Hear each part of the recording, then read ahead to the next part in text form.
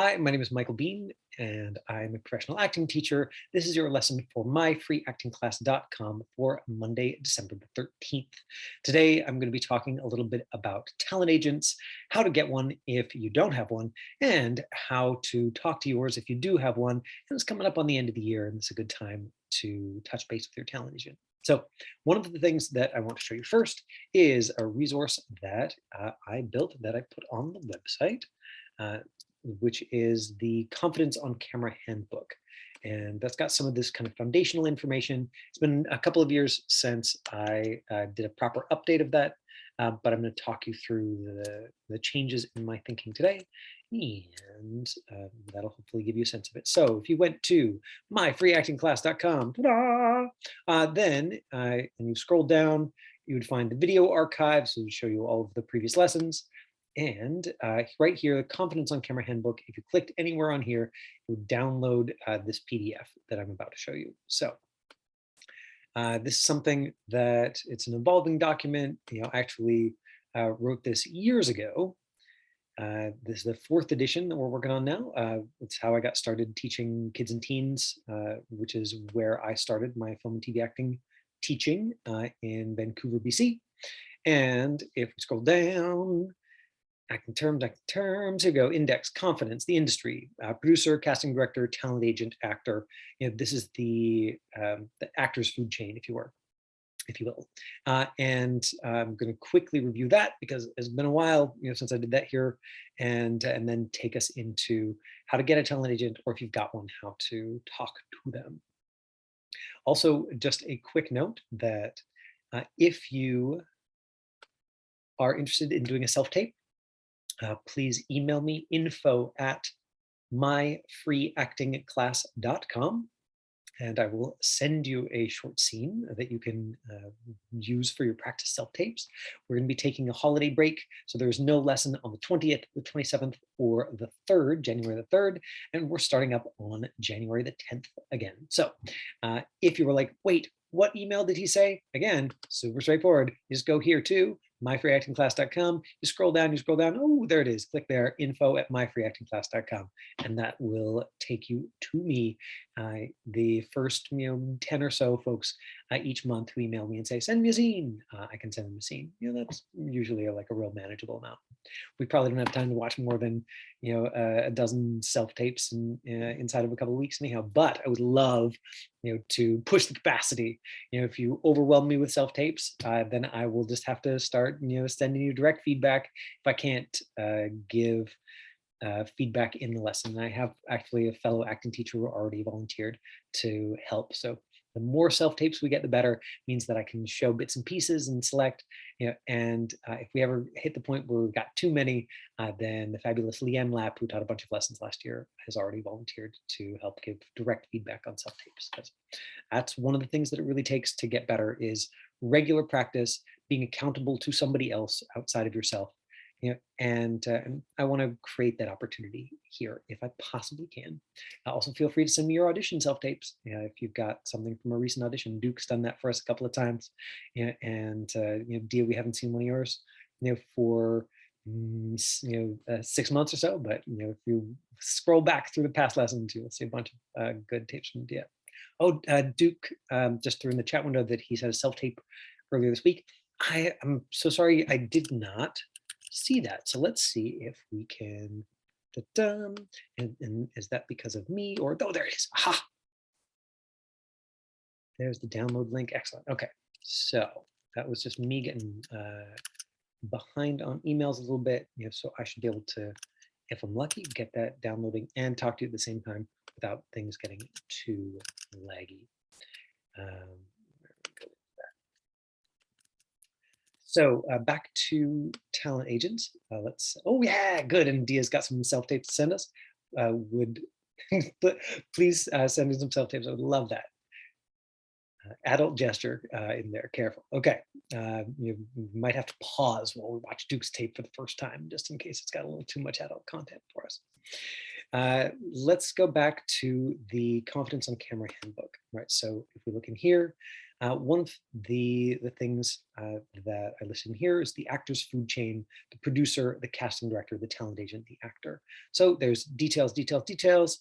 Um, the the short version of the actor's food chain, is that you've got the producer, who, just like it says here, is a business person with a sack of cash, responsible for making a movie, TV show, commercial.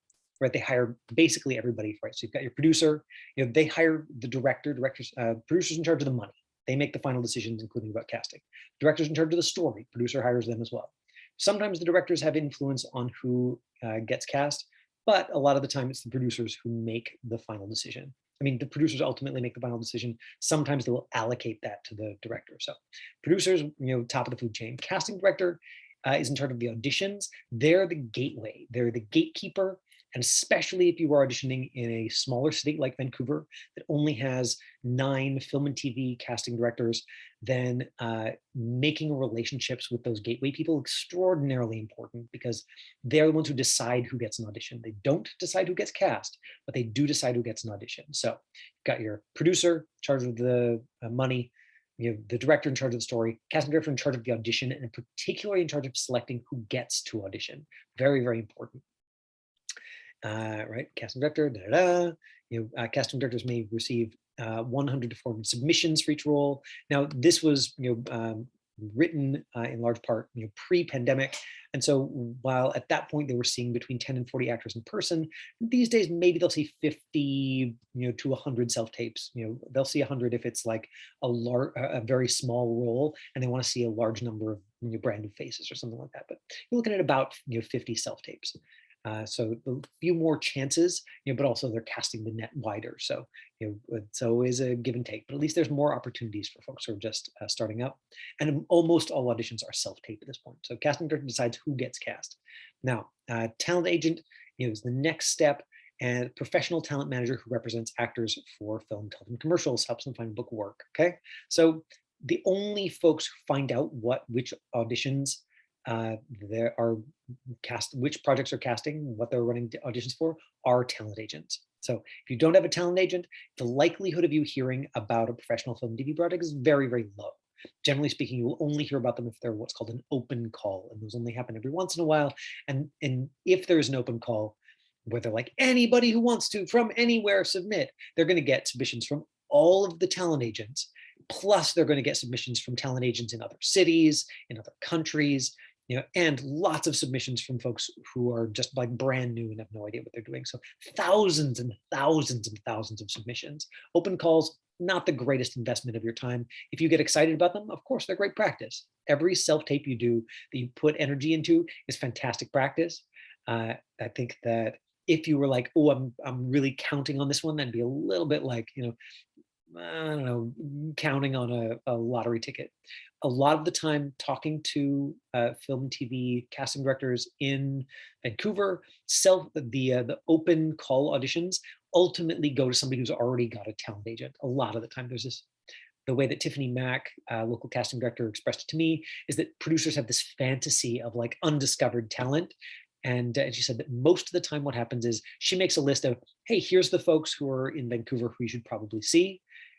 And then the producers will insist on doing an open call. And she's like, and so many times, ultimately, we've gone back and hired one of those like 100 folks who I put together in my initial list of like, here's all the options for Vancouver. And that just makes perfect intuitive sense to me. There is a fantasy that exists not just in producers, but in the culture at large, that acting is this magical thing that you have inside you and not something that comes from practice. And the reality is that mostly it comes from practice. Now, that's not always practice that people can see. You don't have to just practice in classes. Some people have the fantastic opportunity to practice by being on set since they're 4, or having parents who are acting teachers. Although my son, when I asked him if he wanted to take acting classes, was like, nah, it's not my thing. So it's about practice, it's about exposure, not necessarily about class. And so you're giving that to yourself right now just by showing up. The next step along here is the actor. Of course, actors are responsible for themselves. So producers in charge of the money, director's in charge of the story, casting director's in charge of who gets auditions. Talent agent is responsible for marketing and promoting the actors, and the actors are responsible for themselves, right? So we got to look after our materials, et cetera, et cetera. So that's the kind of the field that we're playing with. Last year, maybe, yeah, early 2020, I put together a document called How to Find a Talent Agent. I don't think that I have shared that here. It was geared specifically to parents of young folks, and it's geared specifically towards the Vancouver market. Yeah, but I'm happy to share that, and I'll put that in the I'll put a link to that document in the show notes when I post this on YouTube. And then I'll include that in the mailing list. So if you're not on the mailing list, then if you go to myfreeactingclass.com, there should be a pop-up. I know pop-ups are a little annoying, but that says like, join our mailing list. And then I'll send you out the link to that PDF along with this document.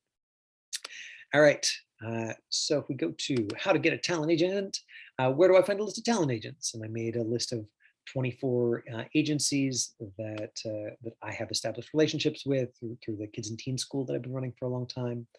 Right, there's 115 licensed talent agents operating in BC. I don't know the numbers for Los Angeles. I assume that it is orders of magnitude higher. There's 30 times as many production dollars, in Los Angeles.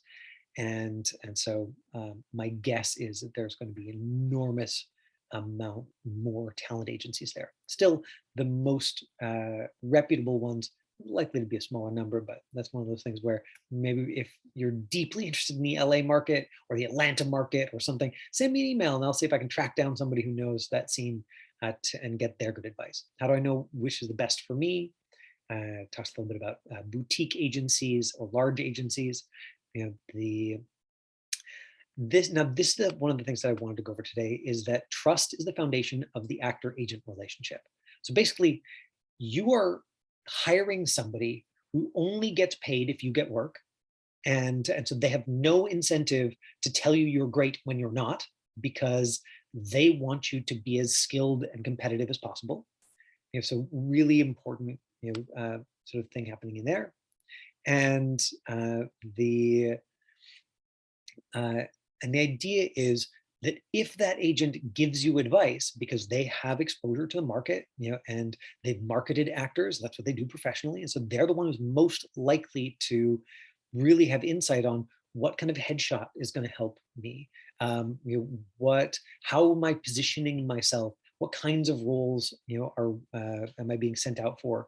And I think that it's really important to trust your talent agent when they give you that advice. Now, if you do not trust your talent agent, that's really the issue.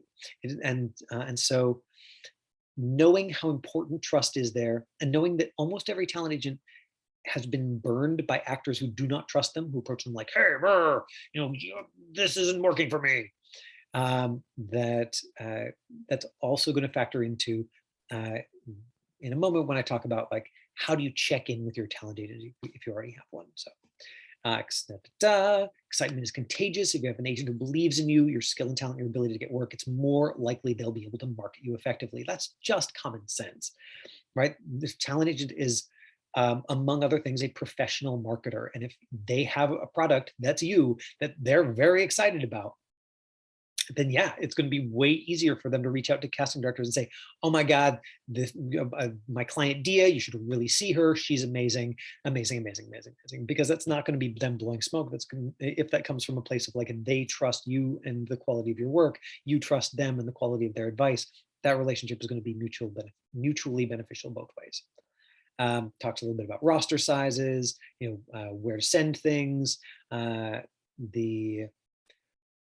one of the things that it says in here that I stand by is, send submissions to as many agents as you can, about 6 at a time. If you're real ambitious, gosh, send as many as you want, but just take bite-sized pieces, because for most agencies, this is a quiet time of year. Like as long as you sort of get this in pretty quick, then you've got an opportunity maybe to catch them before they go on vacation. Usually, agents will sort of take 2-3 weeks, kind of around mid-December. So this right now is like almost a perfect window to reach out, to new talent agents. But honestly, they're always looking for new talent.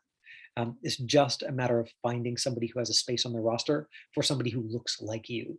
And if they don't have that space, maybe, especially in Vancouver, you will get an email back saying, "Hey, sorry, our roster is full right now." But most likely, they will just completely ignore your email, and you just got to assume that there's like 50 emails in their inbox that day from folks who are like, "Hey, do you need an actor who looks like me?" And everybody who's a no, they're just like, "Skip." Uh, so the details. What's the meeting like? There's some stuff, questions in here. Here's just a handful of questions that can be useful to ask in that meeting with an agent. How many actors do you have on your roster? How many of them are the look like me or around my age, my look? Are you interested in representing me for commercials or film and TV or both? How do you like to be communicated with? This one in particular, I think, is really useful. And if you even if you have an agent and you haven't had that piece of conversation with them, it's a good idea to check in. There's some agents who are like, you will learn behaviorally they only want to talk about business things and they're going to be super concise. And then I know at least one talent agent who really likes to invite his actors to his agency to play poker, or at least he did pre-COVID. I'm sure that it's not happening in the same way now, but like that's his preference, is to like engage actors, in like friendly social interactions. That's one of those things that you're thinking about when you're trying to find somebody who's a good fit for you, is not just like, is this person reputable? Because after a certain point of reputability, all of those talent agents are getting access to the same auditions. Like maybe there's a little bump from like the agents who are known to be extraordinarily selective. Maybe there's a bump for those actors at the very beginning, when it's like, oh wow, so and so signed that person. Sure, I'll see them. But then after that, it's all about the work. So once those 9 talent agents for film and TV have seen you a couple of times here in BC, well, it doesn't really matter who your talent agent is, because it's about the relationship that you've built with them, and whether you've established that, yes, you are doing your job, which is like, I'm going to look after myself. I'm going to do whatever it takes to go into the room, or to submit a tape that is high quality and has high quality work and showcases me and my storytelling ability. Incidentally, last week's lesson, where we talked about story and feeling, I think very, very relevant there in terms of like doing skilled work.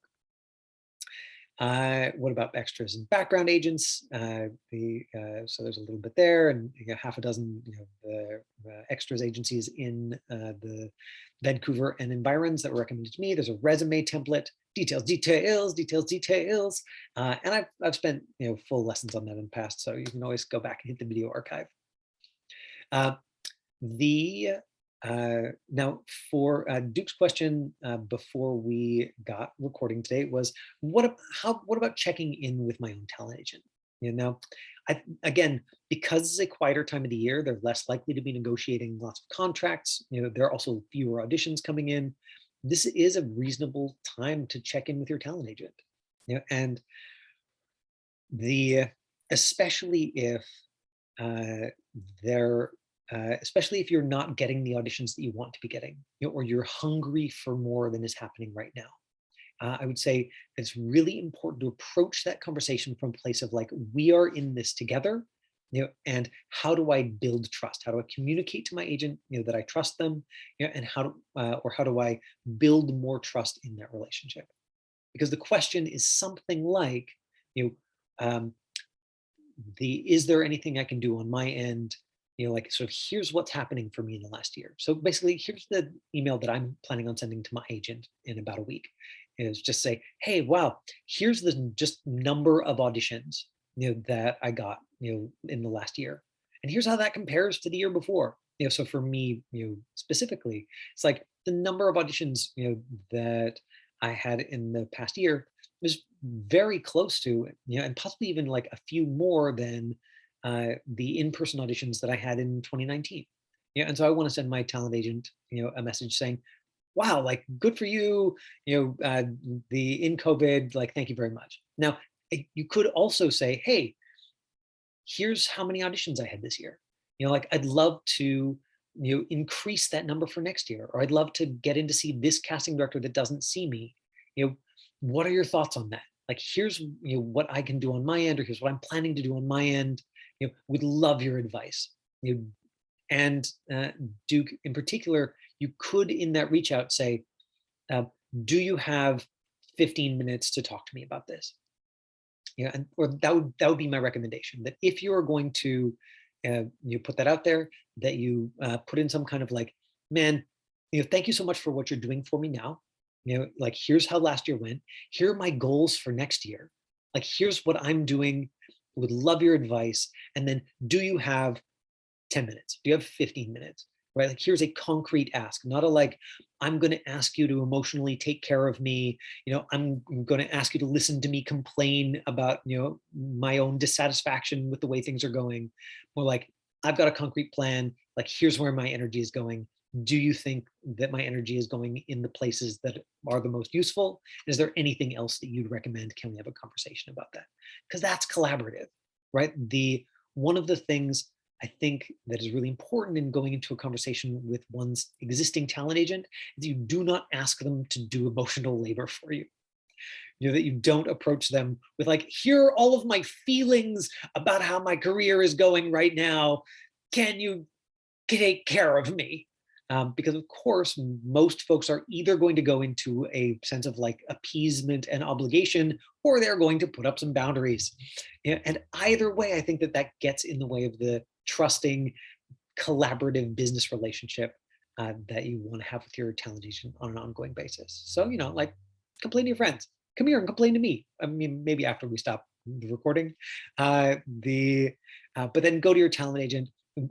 See if you can find, if not a place of optimism, at least a place of self-directed pragmatism, and asking for their professional advice, because that's the thing that they have that you don't, that would be genuinely useful if you can lure them into that conversation with you. And that's that piece of like, the actor is responsible for taking care of themselves. So I definitely, particularly if there's parents of young actors, watching this, I definitely have heard from talent agents that parents can burn them out pretty quickly. There's so much uncertainty when somebody's starting acting in film and TV, and that's true for adults, and it's I think especially true for parents who are trying to support a young actor in it, because you're not directly engaged in the industry yourself. You are peripherally engaged. You're not taking the classes. So there are all of these things here, like, what do these words mean? What do these terms mean? If it says this on the breakdown, what are they even looking for? Details of self-tapes. And I think that can be very tempting to approach the talent agent and say, help teach me these things. And that's something that agents can burn out on pretty quickly.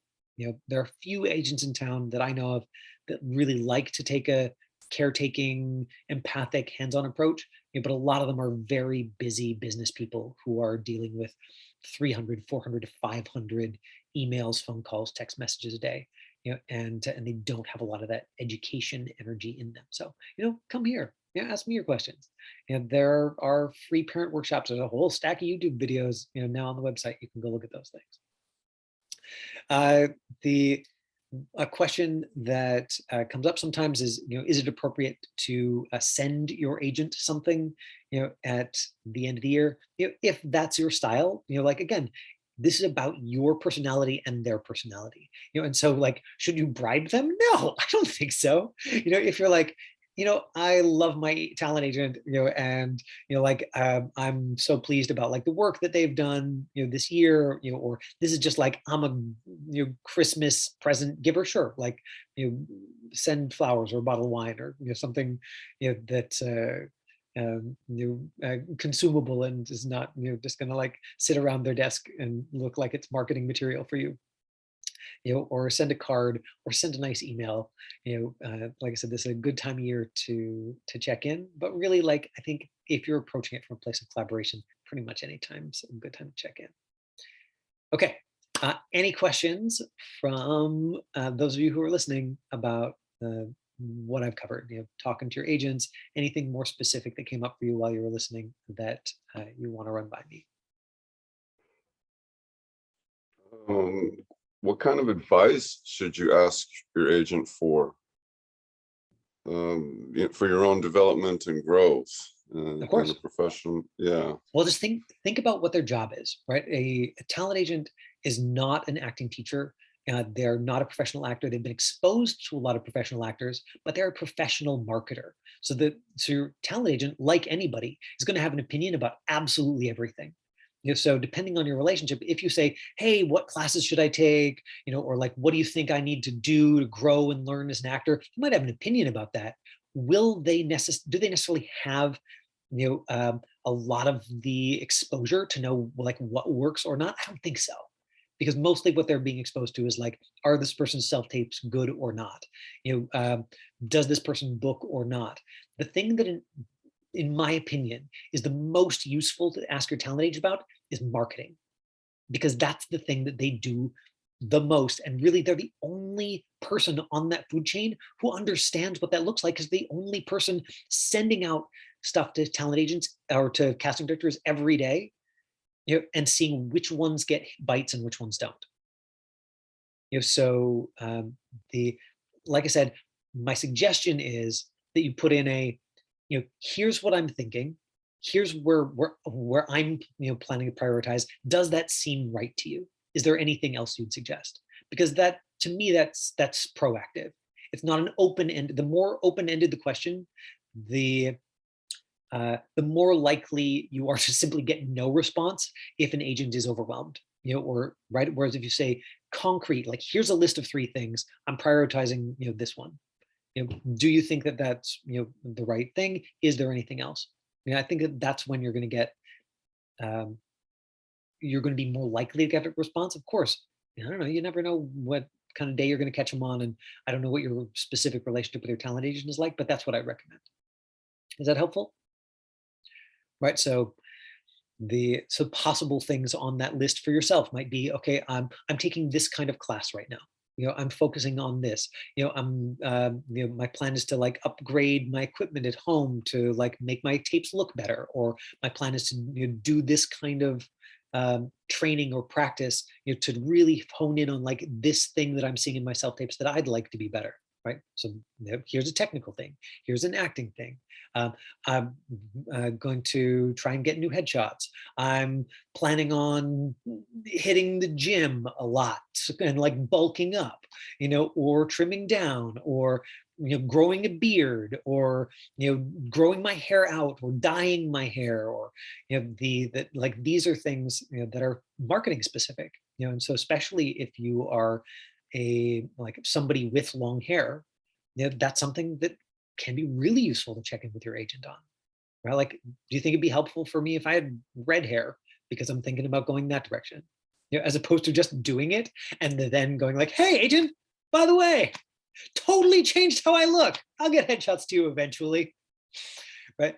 That's slightly more problematic, is if casting chooses you to see you for an audition based on the materials that you have online, which is like a headshot of you with like long flowy black hair, and then they get a self tape from somebody who's got like a bright blue pixie cut.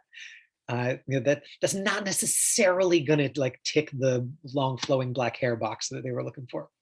And in terms of selecting folks to see for auditions, it is still a visual medium. And of course, once you've got those relationships, like I said, they're going to select more based on, oh, I know this person, and I'm excited to see their version of this character. But especially initially, as you're building those relationships, how else do you expect them to select you? Like, they don't know you and know your work yet, then of course they're just looking at your picture and going, does this person, the way they look, fit my idea for this project? Does this person seem like an interesting option for this character? Great. Let's bring them in and just see what their work is like. So the that visual aspect of which picture have you chosen, or what headshots do you have? Do you have like a really good headshot that also like represents something that is marketable and like really reflects you as a person, as your go-to? That can be a really useful place to orient there.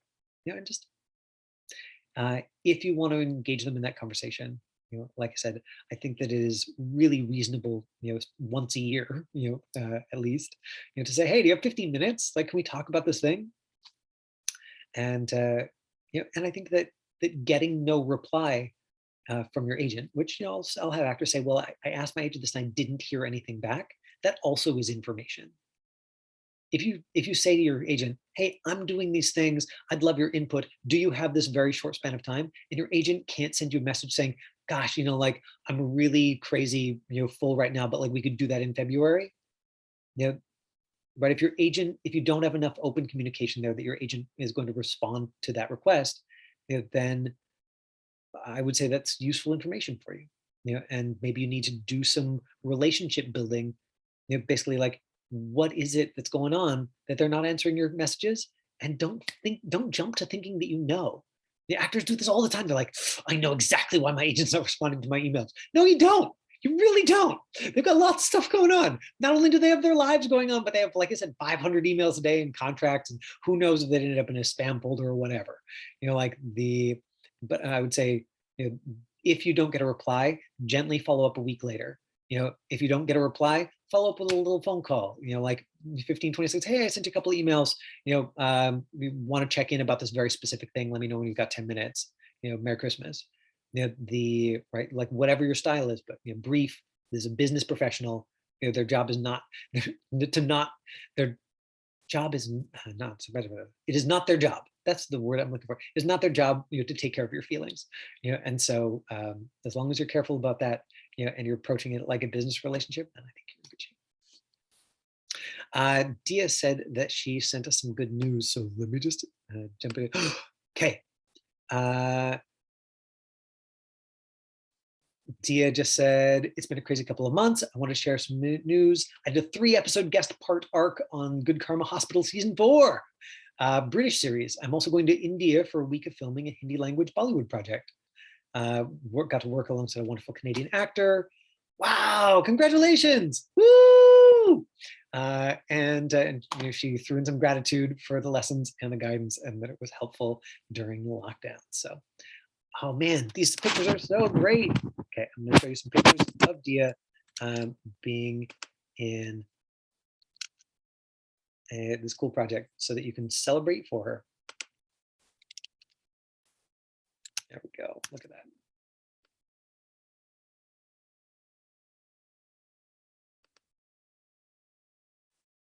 Da, da, da. Welcome to Good Karma Hospital. And cute set picture.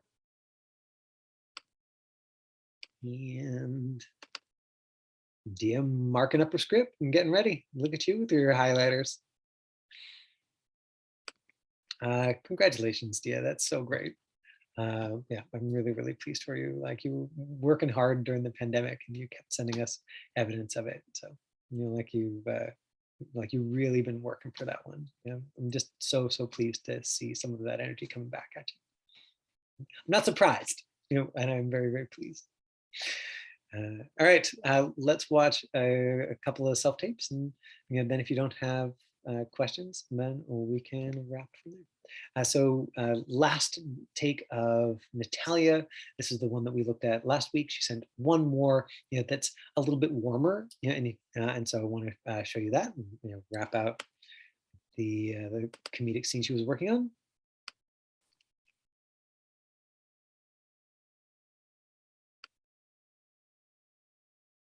Well, it's certainly been interesting.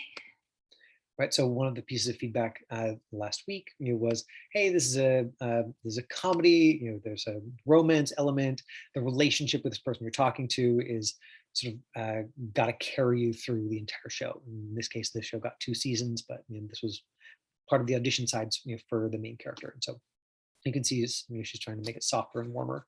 Now, she said that she was recording this like while traveling. I guess she was invited to be a guest speaker at a Russian film festival of some kind in the UK, and so I suspect this was sort of recorded in a hotel room in passing. And so I just want to point out that, like, look at this. I don't know if she just was packing a little ring light with her, or she just used a desk lamp and put a little piece of paper over top, but yes, there's a shadow in the background, that, like, if you were setting up a home studio, you would want to try and soften a little bit, but you do not need fancy equipment, to make a quality self-tape, right? Head and shoulders, top of the head down to just below the armpits, little light reflecting your eyes. If again, if it was a home studio, you'd try for a little bit more. Any light reflecting the eyes does the trick for you. Lighting's pretty even, and she's closer to the microphone than whoever's reading, so she's a lot louder, which is what counts. No, not what I thought you would be. Not much. Good. Now, Natalia, I just want to reflect back to you that there's a joke written into that line that you missed each time, right? That right, not what I thought you would be, not nuts, right? That you were saying that he's nuts, and it's like it's a dig, it's poke, it's banter. I think that what I'm seeing here, is that you decided like, okay, I'm just going to soften up the whole thing, and it's effective if that was your goal, and it is sort of like blanket thing that's happening here in the scene.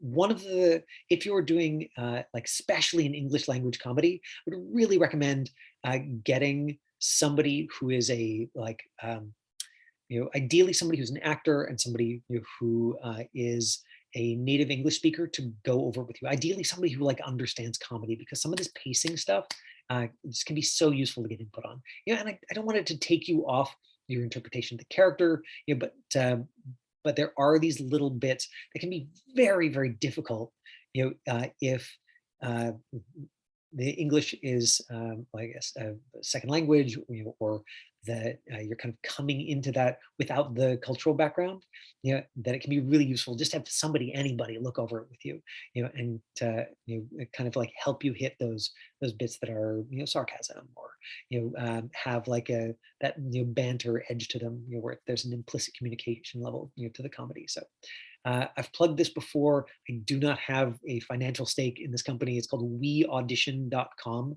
Highly recommend. I definitely use it for my own self-tapes. Basically, it's just as you pay their, whatever it is, $10 a month. And you can log on anytime, day or night.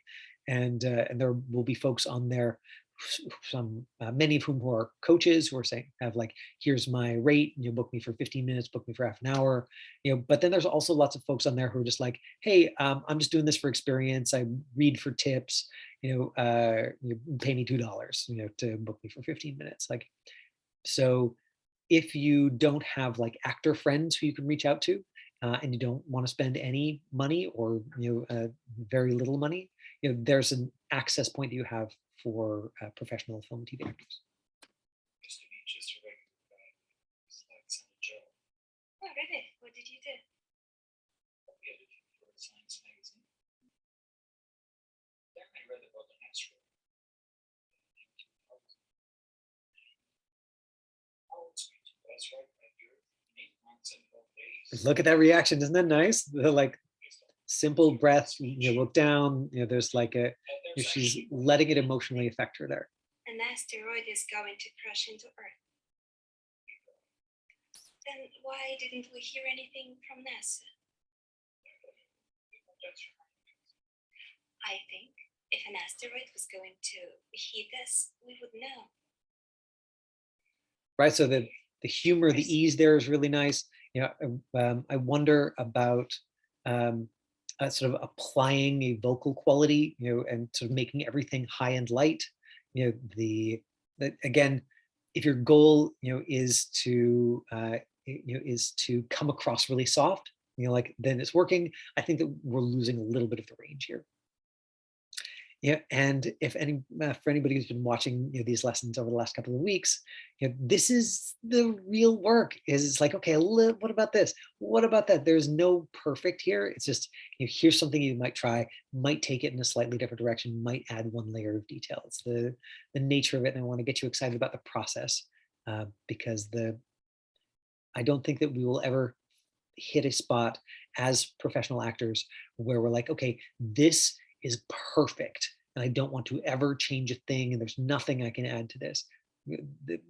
Especially for self-tape auditions, you literally don't have the time to get to that point. Like, maybe if you're working with a great director and you look at the finished product of the film, and you feel that way about a scene or scenes, but for your self-tapes, it's all layering and it's all process. This is a threat. Sir, This is preposterous. no, it totally checks out better than that. Oh, you did. My God.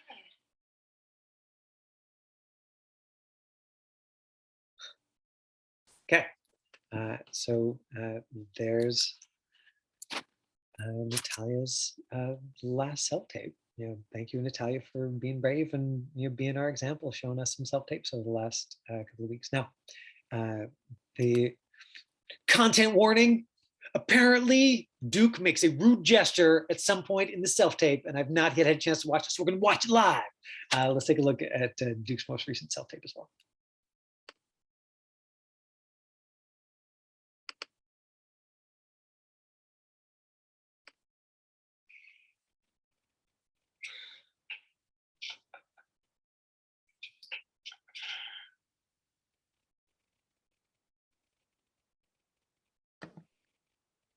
Looks like I sent you the wrong one. I'm sorry. Oh, this is the nonverbal one that we saw last time. Okay, good. That was just me sort of quickly going into quickly going into my email inbox. We did actually watch that one already. Okay, so Duke's going to send us a self-tape, and Dia's going to send us a self-tape, and hopefully over the next few weeks, where we're taking some weeks off, some of you will get real excited and either say like, "Hey, here's this self-tape, and we'd love your input on it," or you can email me info@myfreeactingclass.com and just say, "Hey, here's an age range and a gender, and send me a scene, and I'll send you. You could even ask comedy or drama, and I will try and meet your request if I can. I've got a decent archive, and I'll send you a 1 or 2 page scene, just something that's going to be about a minute and a half for us to watch back, so we can kind of get into the weeds, go into the details and give you some notes." So. Thank you for showing up. Thank you for the folks who are here live and in person. And thank you to those of you who are watching the tape at home. Please feel free to throw your questions into the comment section. Like, I'm not always great about getting to those like within days, but really I will look at them and give you responses there. And you can always email me directly. Okay. Have a fantastic holiday. And I will be back on January the 10th. I'll see you then. Bye, everyone.